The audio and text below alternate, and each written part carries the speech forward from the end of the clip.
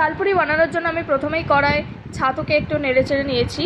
তো তারপরে দেখো লেচি কেটে রেখেছি, লেচির মধ্যে ওই ডালের পুরটা আমি দিয়ে দিচ্ছি।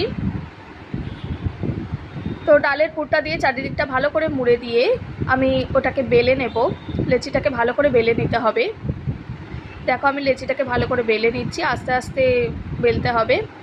তো তারপরে তেলে দিয়ে ভাজতে হবে। ভাজতে একটু সময় লাগবে, একটু সময় ধরে ভাজলে ভাজাটা খুব ভালো হবে। তো তারপরে দেখো আস্তে আস্তে ফুলে যাচ্ছে, লুচিটা আস্তে আস্তে ফুলে যাচ্ছে।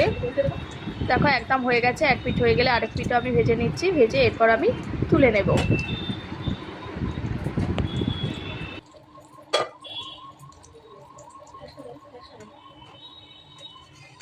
একদম হয়ে গেছে আমার ডালপুরি। ডালপুরি, এই যে ডালপুরি আর সাথে হচ্ছে